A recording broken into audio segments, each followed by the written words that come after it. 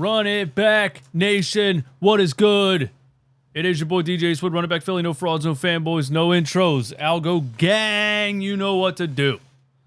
Hit the like button on the video. That is how you pay us content creators for all this free content we constantly give to you. Subscribe to the channel, because only 50% of people that watch these are subscribed to the channel, and that's fraudulent behavior. This is a no fraud zone. Turn your notification bell on. Check out the merch store, runitbackphillyshop.com. Maxi season tees available now. Let's get into it. A little bit of news for you, a little tidbit, a little nugget, all right? But I found it interesting. I know the offseason is just us reacting to what, Shams or Brian Windhorst says every day, which is something different every day, and who knows if any of it's actually true. But I did find this interesting, okay? This wasn't Shams or Windy, but posted by NBA Central. PJ Tucker has been mentioned in the James Harden trade talks to the Clippers per Mike Ascoto. Mike Ascoto, NBA writer and podcast host for Hoops Hype, okay? He says, quote, PJ Tucker, Harden's long-term teammate with the Rockets and Sixers, has come up in trade discussions between the 76ers and Clippers, league sources told Hoops Hype. The Clippers covet Tucker's ability to guard multiple positions and defend the league's top opposing scorers. Tucker is owed $11 million this upcoming year and has a $11.54 million player option for the 2024-25 season. Now, first thing I want to say is I hope the Clippers don't expect PJ Tucker to shoot from the corner anymore, because he doesn't do that. Or maybe that was just a Doc Rivers thing.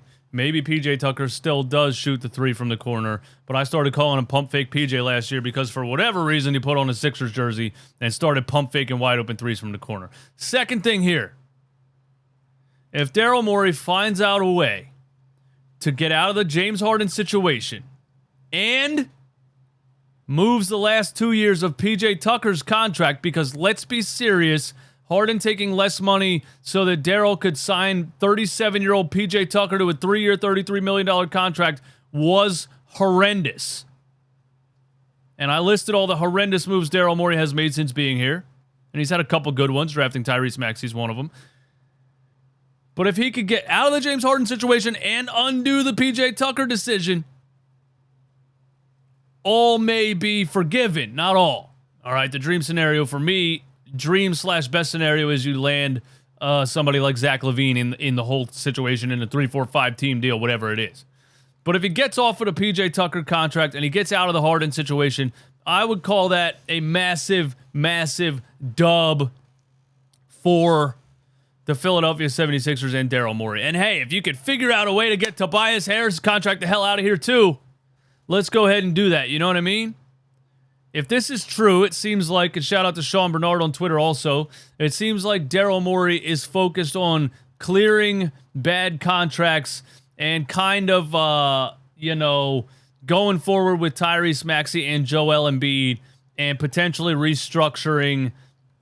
semi-restructuring this offseason by getting out of some of these situations, but maybe a major restructure next offseason. And at that point, you're only about a year and a half away from Joel Embiid retiring anyway. So it is what it is. We'll see what happens. A couple more things. But yeah, I like PJ Tucker. I think he's a dog, but you can't be paying him $12 million when he's 39 if he looked absolutely cooked last season. This is interesting too, from Jake L. Fisher, an NBA writer for Yahoo Sports, and he does the No Cap Room podcast. Jake Fisher said, from everything I've heard, James Harden is not going to just report to training camp and be like, oh, shucks, we're here. Let's play. He's going to report, and it's not going to exactly be a harmonious situation. Now, we saw the Instagram post a day or so ago from James Harden, and we've been trying to figure out what the hell he meant by that. Jake Fisher's trying to inform us kind of what James Harden meant by that. And to me, this is a threat from James Harden. This is and the thing is, James, the boy who cried wolf, whatever else you want to say, nobody cares, James. Nobody cares. If this is true, if you're sitting here like, listen, if James is telling friends and friends are telling friends and friends are telling sources that are telling guys like Jake Fisher, listen, If they don't trade me, I'm gonna come to training camp, but it's not gonna be pretty. We've seen that before, James. Nobody cares. You're only embarrassing yourself by doing things like this. You know what I'm saying? It's not a threat that's getting you anywhere. You're not gonna scare, especially Daryl Morey, who we've seen sit around on things. We saw him sit around on the Ben Simmons thing. He didn't give a damn. Ben was like, I'm not coming. He was like, all right, don't come then. We'll just play without you. And you lost $20 million. I had to try to get it back in court cases and whatever other nonsense. This is not a threat that's going to scare the Philadelphia 76ers into trading you. Daryl Morey's just going to sit here until he likes what the Clippers offer. Ultimately, I think a deal gets done with the Clippers before training camp starts. I do not think James Harden is coming to training camp because I think Daryl Morey is going to avoid the whole situation. But not because James Harden is threatening to come into training camp with a fat suit on or something else like that. So I think James Harden, and I already know this, he has just an insane ego, and he thinks he can control where he goes. He thinks he could control the whole situation, and now he thinks he can threaten teams into trading him, which I just don't think that's happening. Speaking of threatening teams to do things, so James posted this on his Instagram page. And we've been wondering now for a couple of days what the hell he meant by it. And it says, been comfortable for so long, it's time to get uncomfortable. And we're like, all right. Does he mean let's get uncomfortable by acting like a jackass coming into training camp 30 pounds overweight and disrupting an entire NBA franchise, which you've done before, which wouldn't be a shock to anybody? Or does he mean time to get uncomfortable by going back to a team that he requested a trade from and manning up and being mature about it? Then we find this. Shout out to Jacob Moreno, owner of Sixer Country Instagram page. He posted this. And I know we're jumping through hoops here. I know. But listen. He posted this, and this was from What's on Tap NBA and T-Wolves Country Instagram page. But anyway, they posted this, and it says, no NBA team should consider touching James Harden.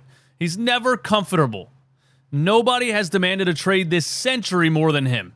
The money he wants will almost certainly be an overpay as he ages and regresses. He can't be the best player on a contender. What's the upside here? The funny part about this is James Harden blocked this page on Instagram and T-Wolves Country podcast on Instagram right after he posted time to get uncomfortable on his Instagram page. So it seems like James saw this from What's on Tap NBA, blocked all of them on Instagram, and then posted on his story responding to he's never comfortable. I've been comfortable for so long, it's time to get uncomfortable. So to me, this is James Harden telling people, listen, I'm going to do what I want.